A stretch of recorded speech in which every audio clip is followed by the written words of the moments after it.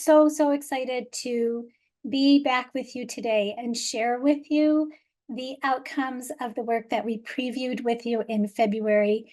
Our coaches, our teachers, our students have done some truly incredible work, and I'm going to talk really, really fast because there are a lot of people that you're going to hear from today, and I want to make sure they have ample time. So if you have questions about anything that I fly through, you can put it in the chat and I can work on responding to you. So with that, I'm going to share my screen. Just as a refresher, the culturally relevant pedagogy facilitator team right now is Dr. Ashelin Currie, Cecilia Stajos, myself, and Melissa Wierenga. And our work is largely grounded in Dr. Gholdy Muhammad's work of cultivating genius and unearthing joy, although we have begun to bring in some additional texts that you'll hear about later, but haven't gotten heavily into that yet.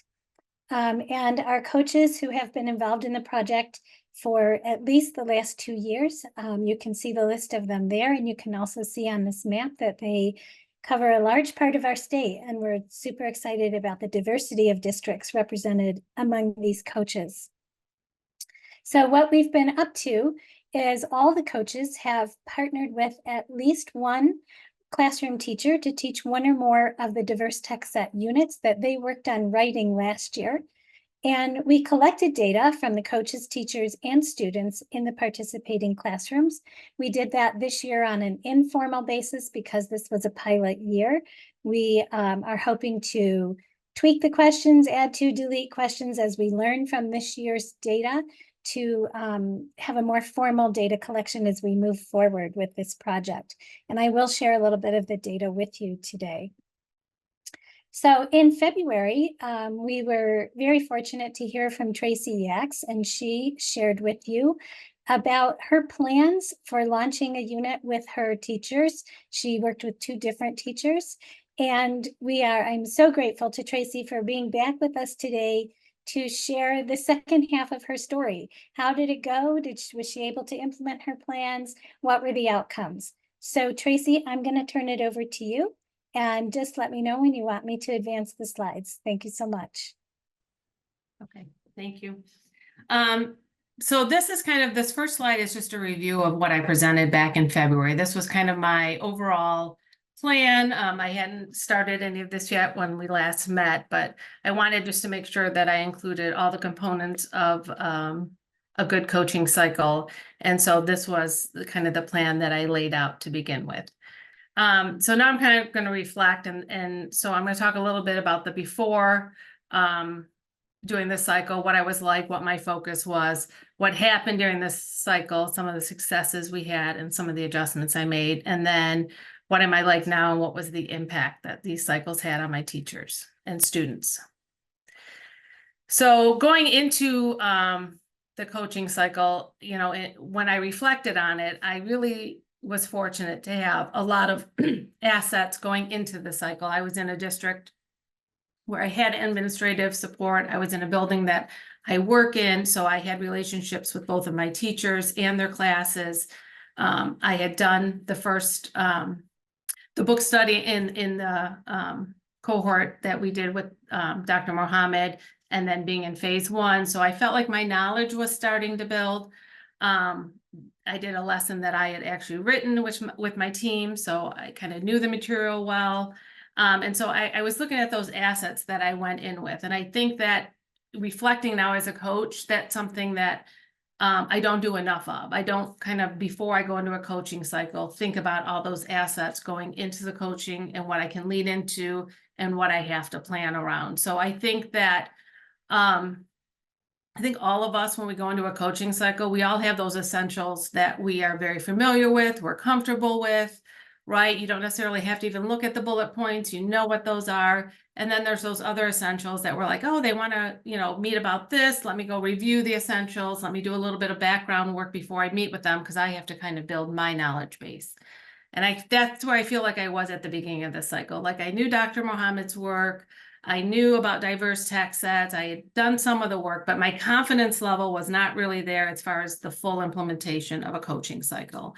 And so that's kind of where my head was before the coaching cycle going into it. Next slide. So then during it, they both actually went really, really well. The teachers both were very enthusiastic. They were wanting to do the work. They were looking for this type of work to bring in their classrooms. Another asset that we had going in as we're kind of between reading programs. We're like a lot of districts. We had an old reading program that we knew we had to get rid of.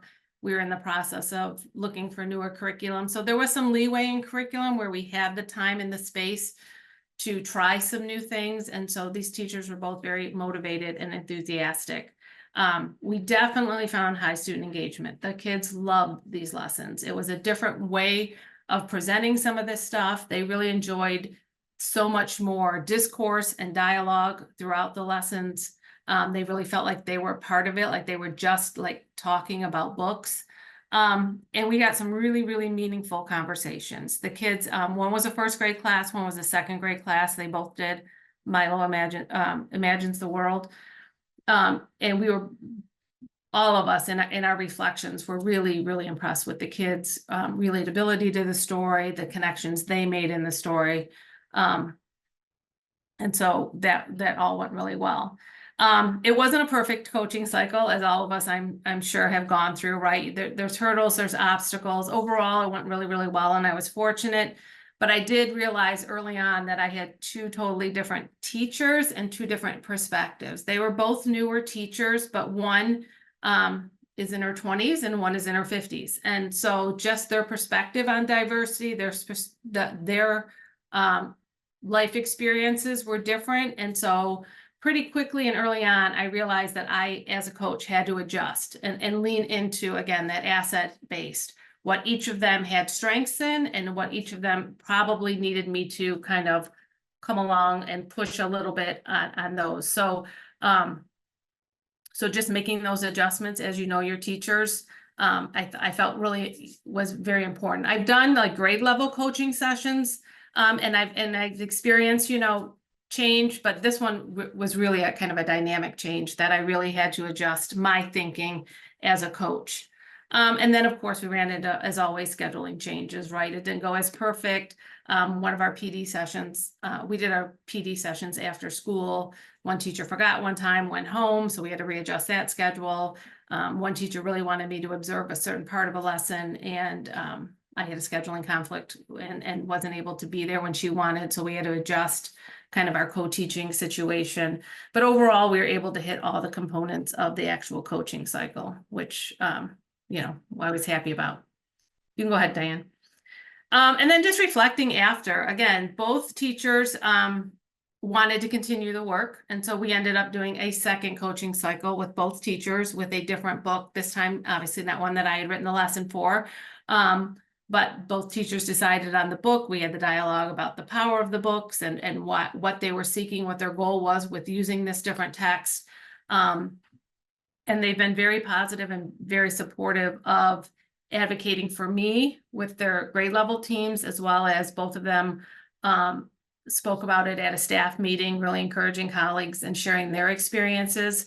And then I've had some follow-up from that. So they were, enjoyed it so much that they really wanted to share that with other people, which was wonderful.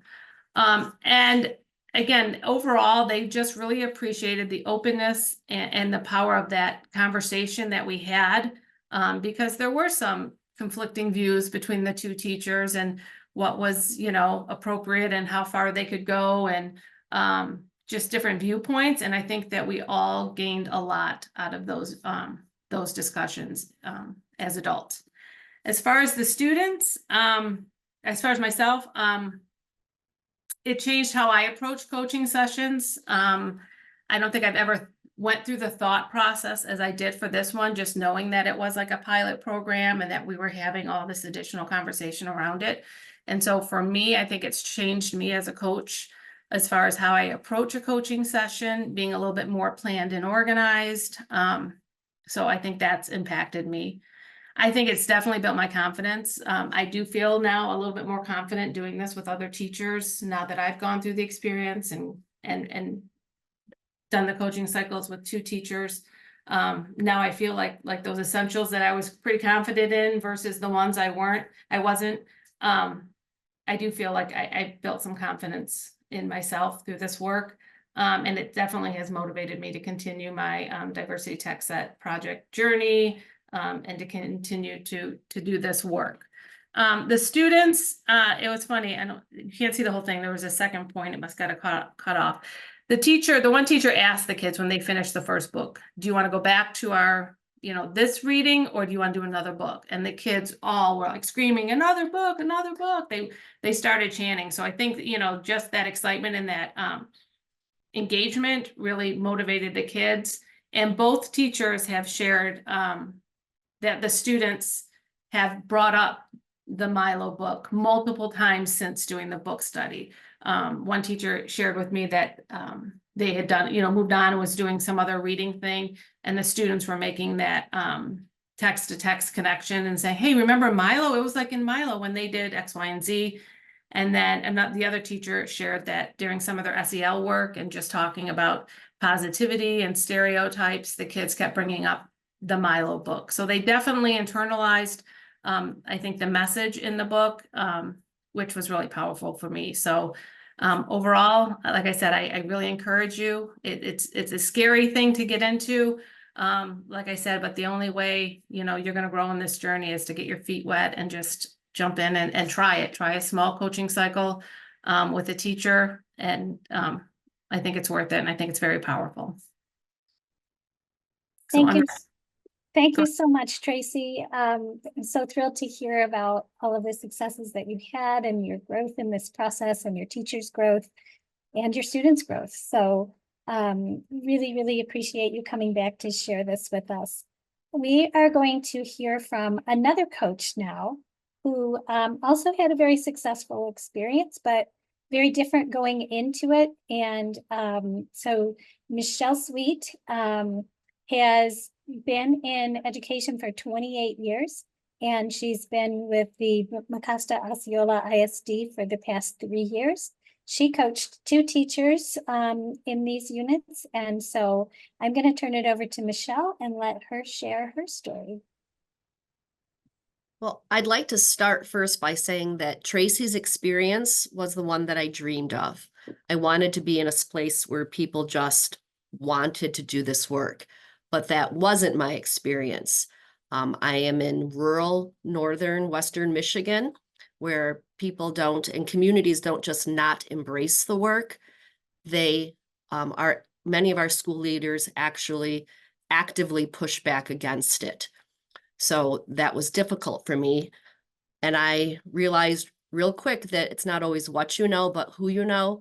And I happened to be married to one of the local superintendents. So I approached him and said, can I do this work here? And because he trusted me and knew that there was a need, he gave me the go ahead and just said, I'll deal with any pushback that comes as a result of it.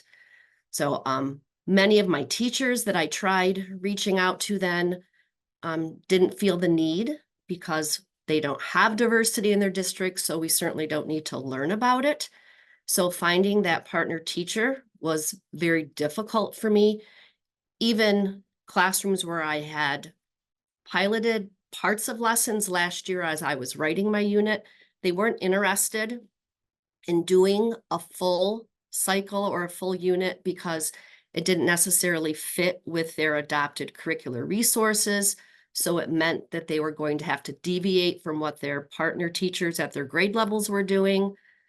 Then the timing of the units were going to be partially during March's reading month. And so they already had other activities planned. And I know I cringed at that part too, but I just had to keep trying. I finally found a teacher that I've done lots of coaching with who I knew did not align politically with a lot of this, but because we had a 3-year coaching relationship, she was willing to trust me and do the work with me. So I wrote units at the 3rd grade level, and I worked with 2 kindergarten teachers because once I started talking to her about it and we started working, another teacher overheard the conversation, and she wasn't on my radar and just asked if she could do the work too because she was interested in Dr. Muhammad's book.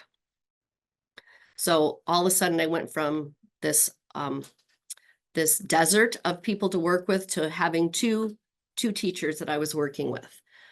And what I learned as we moved through this is that I really had my heart set in the wrong place when I started, because I wanted to have like these grand epiphanies from teachers that they just really were going to buy into the book and realize that this was their new life mission.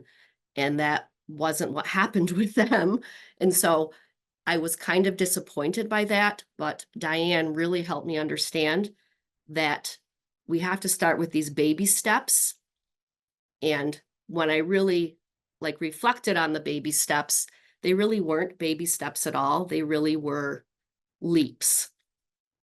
I wanted teachers to like really use all of this language and shift the way they represented the world in their classrooms.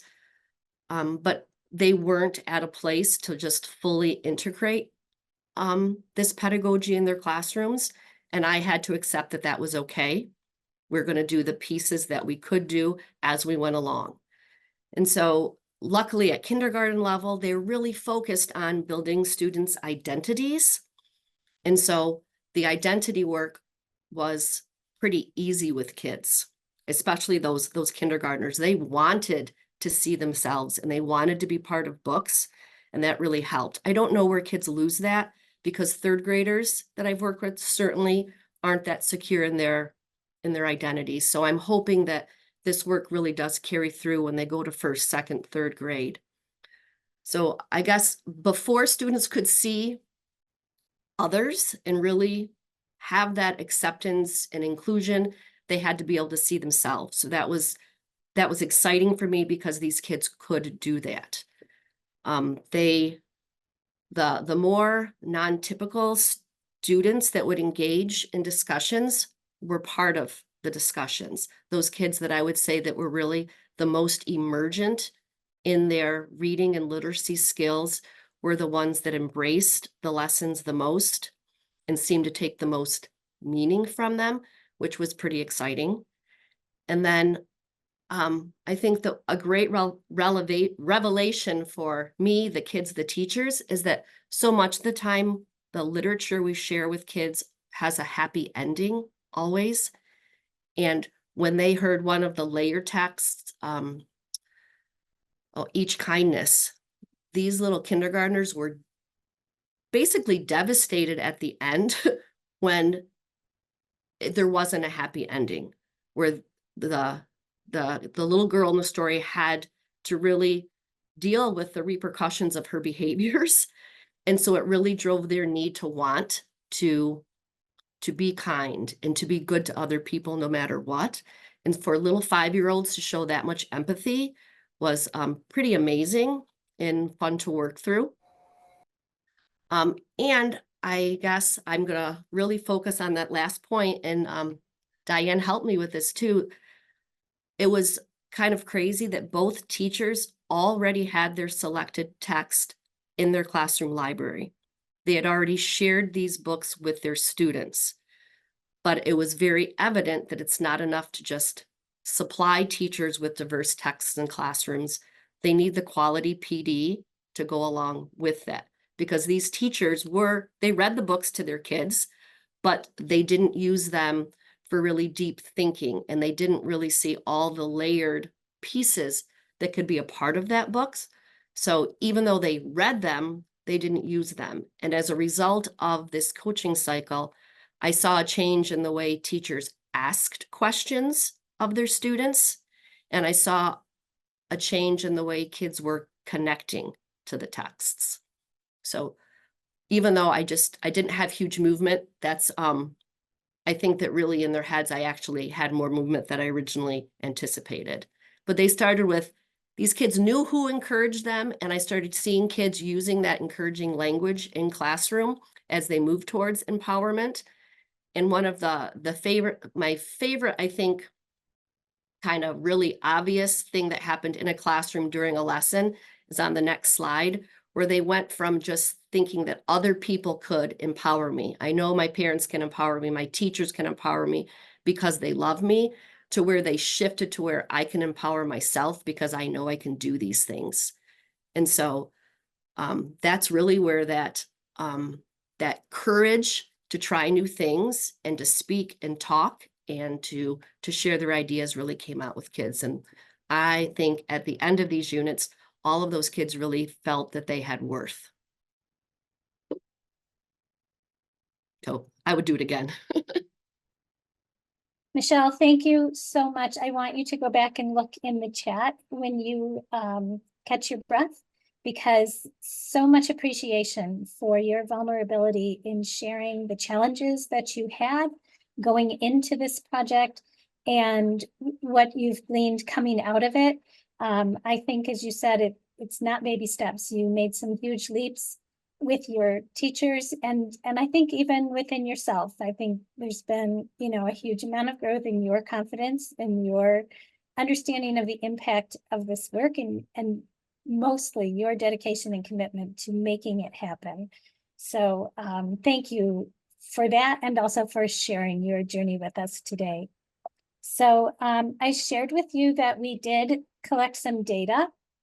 I'm going to just very, very quickly go through some highlights, but there is a full set of slides of all the data we collected that is linked in these slides. So when Erin puts the link to these slides in the agenda, if you're curious, you can go back to this slide, and in the notes is the link to the full set of slides. So I'm going to start with sharing with you some teacher data. The teachers who partnered with a coach took a survey before they started the coaching cycle and then again at the end. And here's a little bit of what we learned from their surveys. So one question we asked is, how confident are you in selecting high quality diverse texts for your interactive read alouds? And you can see on the left is the pre-unit survey, and then on the right is the post-unit survey. And those who felt more confident after the coaching cycle increased by 57 percentage points, which is some pretty big movement. We also asked how confident they are with using culturally relevant teaching strategies during interactive read alouds, and that increased those who felt more confident increased by 46.7 percentage points. So we really feel like doing these coaching cycles with the teachers has had a pretty big impact on their ability to select diverse texts and effectively use them. This is a glimpse at the different coaching activities that the teachers participated in with their coaches. You can see that really every coaching activity was covered in these coaching cycles. Conferencing and debriefing was in every single coaching cycle. But the coaches really did lots of co-planning, modeling, and co-teaching in these units.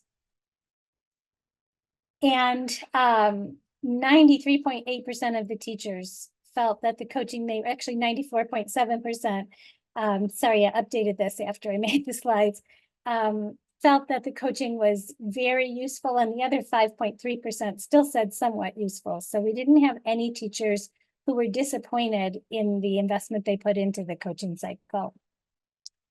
I'm going to let you take a minute to read this, but if there are some of you maybe in a room where this is on a big screen, I will highlight a couple of these.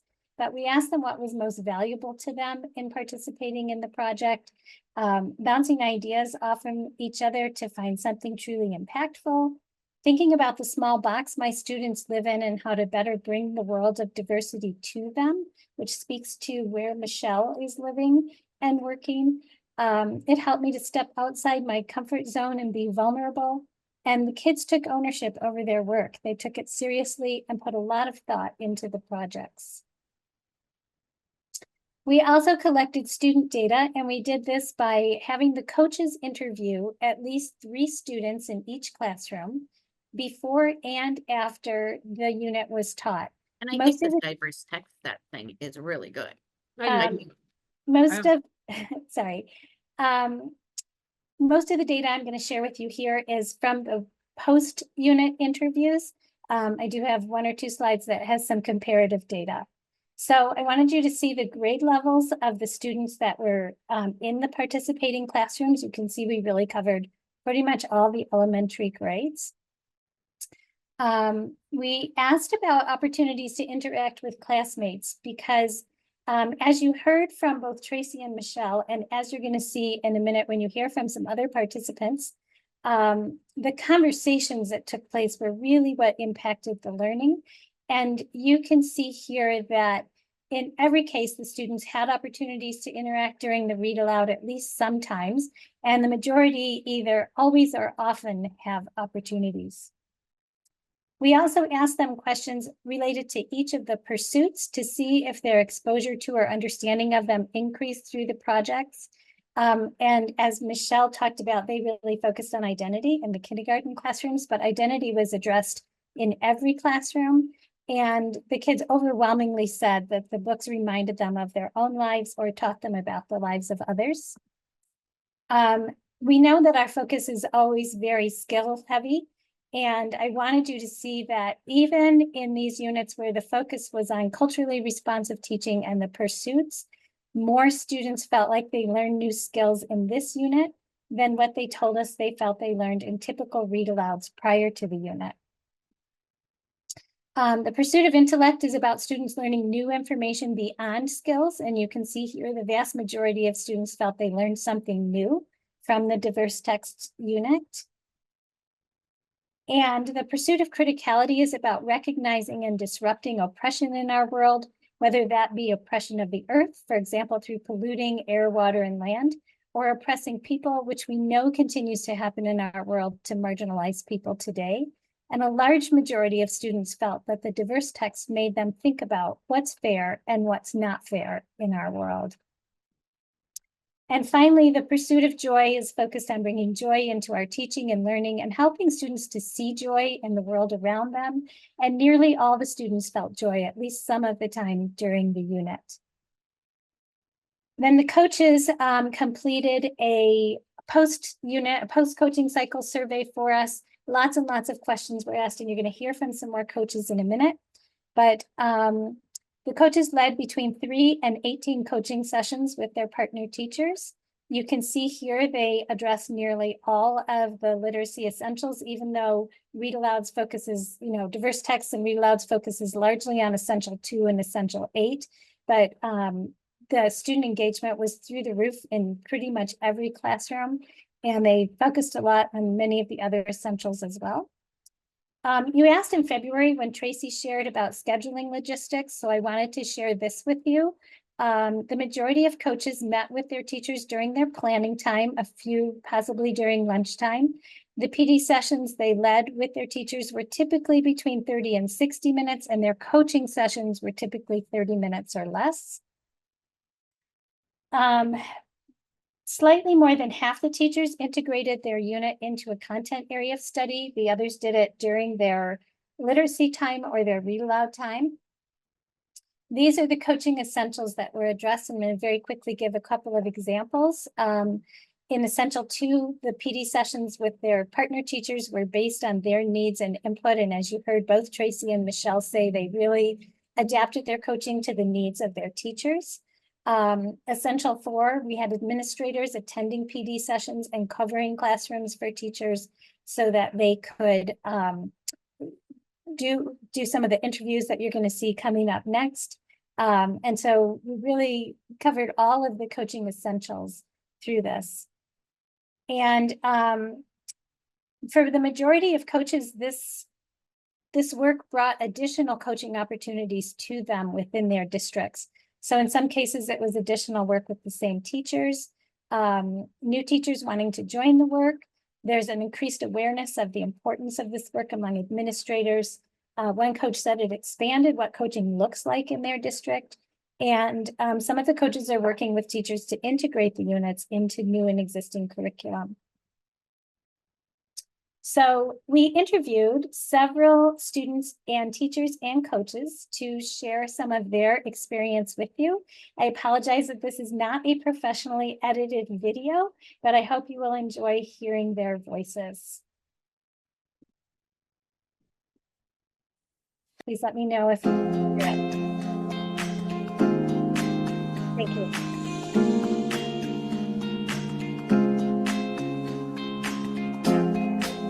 The thing I like most about the book, We Are Water Protectors, is the artwork and how they address the problem.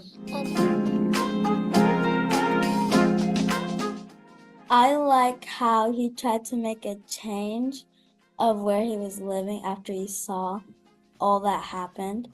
That he actually tried to make his environment a better place. Okay. I liked the song and the houses that we made. Yeah.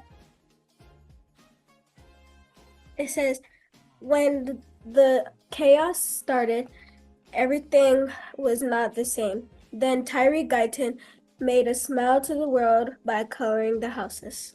Wonderful. The activity related to the book I liked to enjoy the most was that we got to make posters and to inform others to be stewards of the land and water.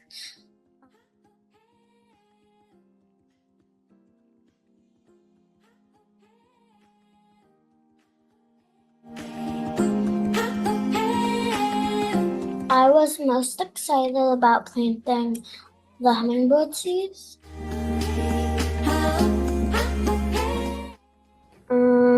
Learning about all the new words. Not everyone has a place for a garden. Some of my classmates don't live where they plant a garden. Yeah, that when you get a new haircut, you can you feel majestic.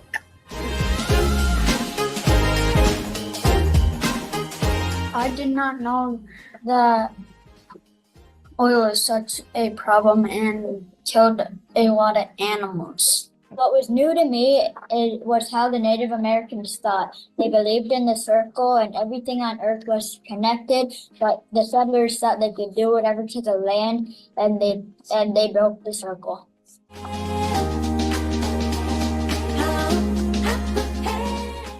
That it was not fair when Tyree Guyton took his time to make the houses, and the people that caused the chaos started tearing down the houses and stuff.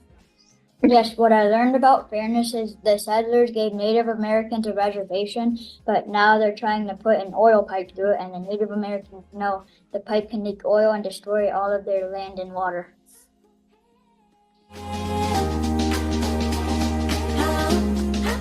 Jaden's mom said it was impossible, but Jaden made it possible. Because usually we read books about people that are not really in different cultures than us, and now we're reading books that are different cultures.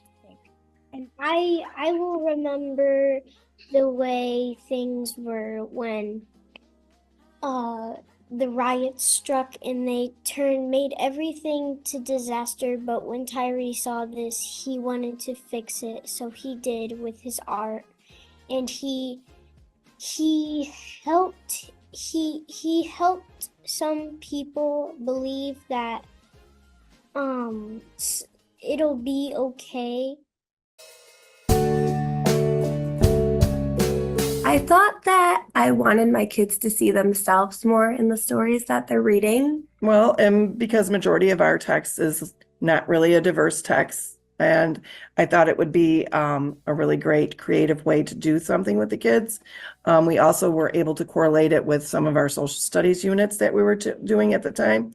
And so we were drawing it back even to some of our reading that we were doing in our novels, and so that they could see it can be across a curriculum.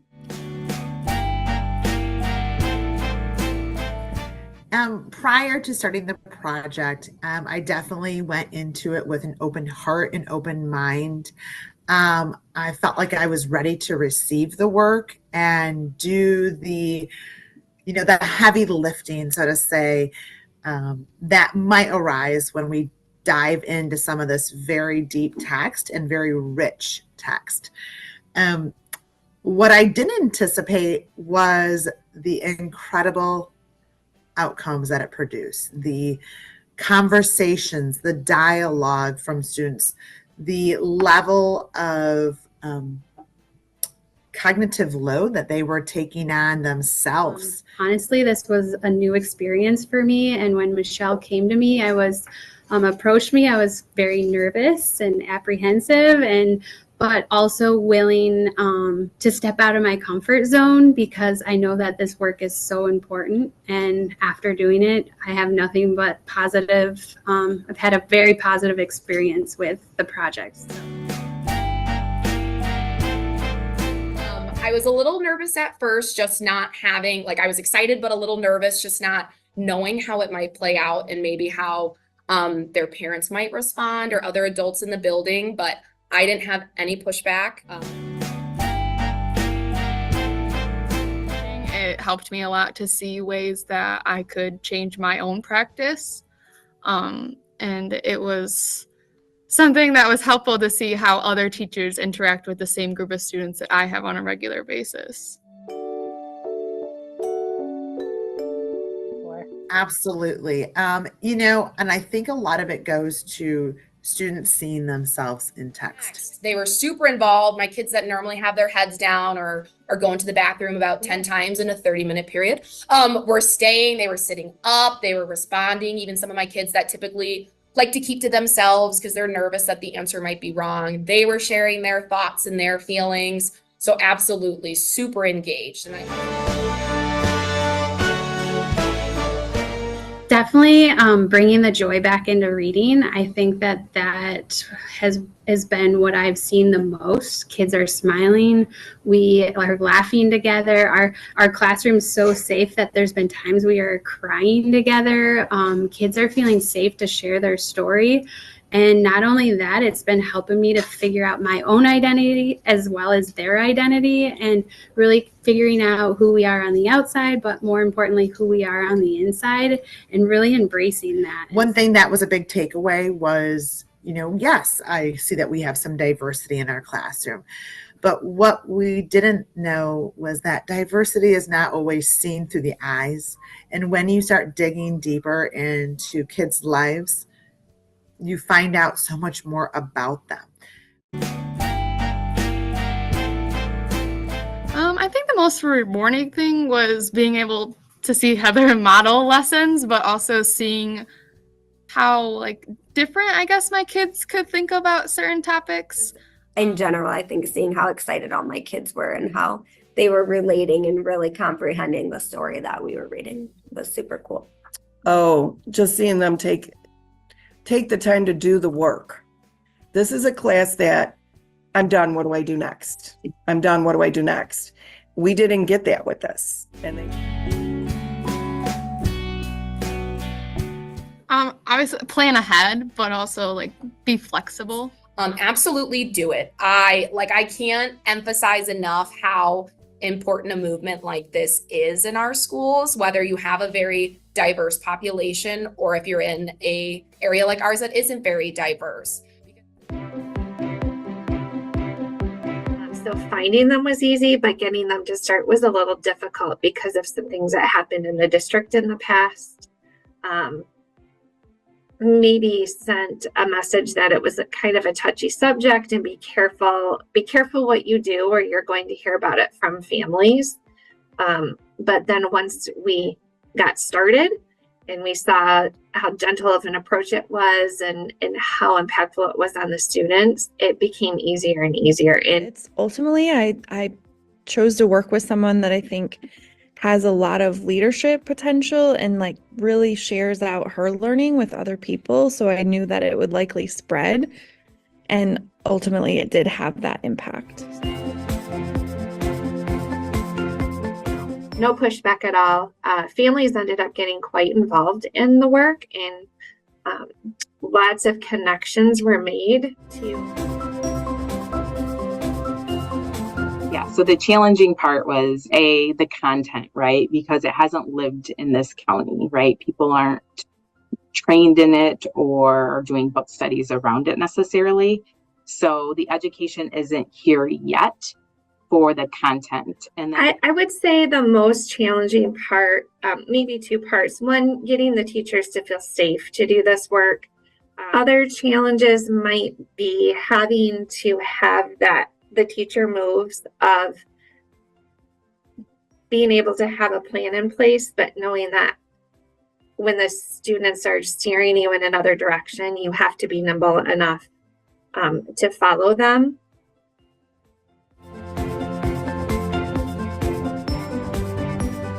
most rewarding was definitely their interest in that in the magic trash, and just being able to expand on it every time.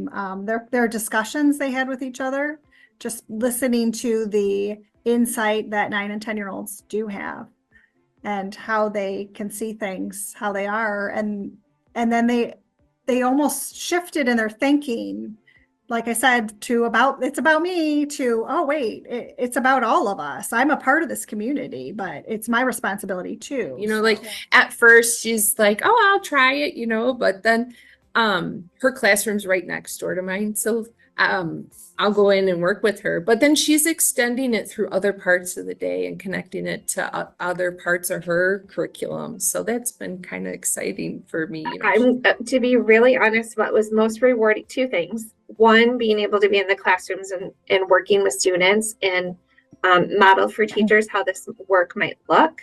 But also the bond that was created between myself and the two teachers that I coached is irreplaceable. I actually felt really excited and rejuvenated at the start of this project. I spend so much time currently in coaching cycles around phonics and phonemic awareness, which is really like important, obviously, but as a coach, it felt like exciting to use a different model, to try something new, to explore some areas of coaching that I haven't done before. So in my eyes, it felt like really exciting. And I think now, having done this in more of a coaching cycle, I think that there's now some places where I might have gone about a couple things differently, or I now am aware of some roadblocks that might come up that I could be more proactive about. So I think looking ahead, it would be even more successful. But I was excited about it from the beginning. Going into it, I was concerned about making sure I represented the pursuits clearly, and having the students have a good understanding of not necessarily, you know, what they are and their definitions, but just being able to experience the different pursuits. So through that, I feel like between, you know, their identity was very strong, and then even criticality with them reframing how they look at their community. I think that will definitely carry over into the future for them. So they took it on themselves, really. So yeah, the concern was, you know, misrepresenting, but the discussions that they had were great.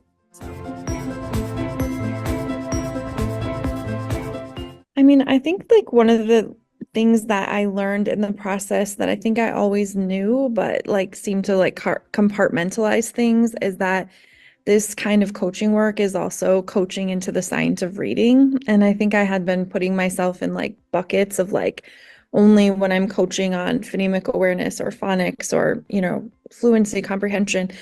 And yet culturally responsive teaching is part of science of reading and a critical component that we sometimes leave out. And, you know, it reminded me of the book, Culturally Responsive Teaching in the Brain by Zaretta Hammond, where she really outlines the neurological insight and impact about how culturally responsive teaching improves learner engagement and facilitates deeper learning. And so I feel like I was able to bring a more holistic approach to some of the work that I'm doing in the schools that I work with. One of the things we talked about too is not just supplanting, right? We talk about all those different levels of implementation, but not just supplanting with a book, right? Or a diverse text, but how does that fit into our curriculum and what we're doing, or where does it fit? And how can we build into it? Some big takeaways are really just that the students really own this. They felt like their voices were heard.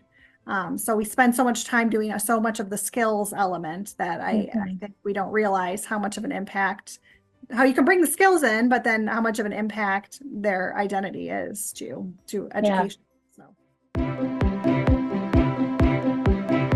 And I do feel as though many administrators would love to reflect with me on what this experience was like. I think they would be curious about what it ended up looking like, right? One of the teachers I work with did go to her administration and talk to them about it because she was feeling nervous, and did get full support from administration to carry on with this work. Wonderful. Oh, definitely participate in this work. It's a neat way to reframe the coaching you're doing.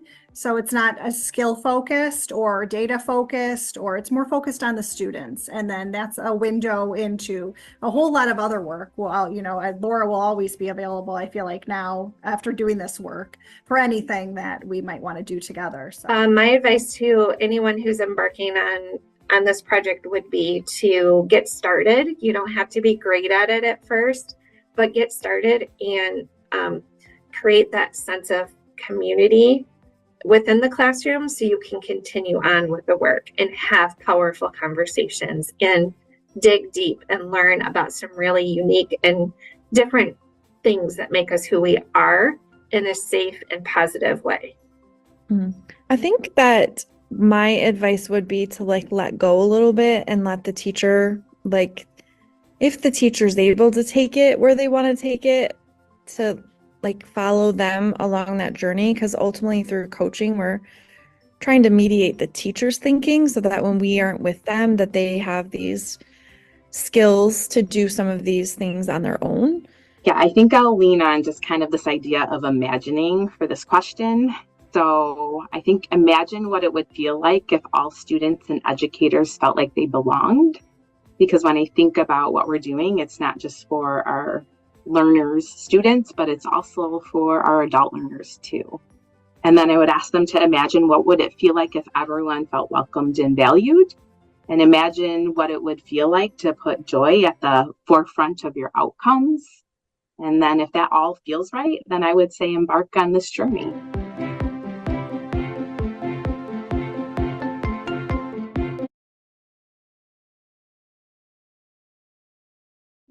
So thank you to everyone who participated in that video. Because of time, I cut off the credits there, but it was really a joy to put that together. And I was getting a little teary reading your comments in the chat because seeing the impact of the work that these coaches, teachers, and students have done is really powerful. It's making me teary now talking about it. So anyway, you do have access to all of the units that were written. I shared this with you in February. It's on the website. It is linked in these slides. You have access to the resources that were created for the coaches to help them through these coaching cycles, to all of the completed units, and we will continue to add units as they get completed. The coaches in the project are still writing units now as we speak, and we are hoping that some of you will join us next year in continuing to write more units. So the coaches talked about encouraging you, and the teachers, you know, encouraging you to get involved in this work. So how can you do that? So for next year, we will be offering most likely study groups as the network kind of figures out where we are headed with pathways and things like that. We'll figure out where our work will plug in, but most likely it will be study groups. So you can join this work on a number of different levels. You can join our culturally relevant pedagogy facilitator group to help lead the culturally relevant pedagogy work throughout the network. You can participate in writing units, diverse text set units, working with some of this year's coaches to write units for additional books. You can do what this year's coaches did, and you can take an existing unit and implement one or more coaching cycles with the support of the coaches who did it this year. We are also going to continue to offer and add to the offerings of EduPath courses. So coaches new to the network or anybody who wants to do a rerun of the Cultivating Genius book study can do that in EduPath. And returning coaches can engage in additional book studies and learning around supporting culturally and historically responsive teaching. So in the next few weeks, we will be launching the Unearthing Joy book study. Watch your email for details on that. And we are looking at some other books for future book studies, including Coaching for Equity and Rest is Resistance. So we do have the links that I told you about last time on the website. So you would go to the Early Literacy Coaches website, log in, and then the bottom left button is the culturally relevant pedagogy link, and that will take you to all the work that we're doing, but there's a link in there to the diverse tech set project box, and that has all the resources available to you. And as I said, they are also linked in these slides. And Erin, I finished 1 minute early. So do I have a minute to take questions or should I let that go? Okay, any questions that I can answer for you? And thank you for all the positive feedback in the chat. I hope it's been helpful to you to see and experience what these coaches have done. Amazing, amazing work they've done. So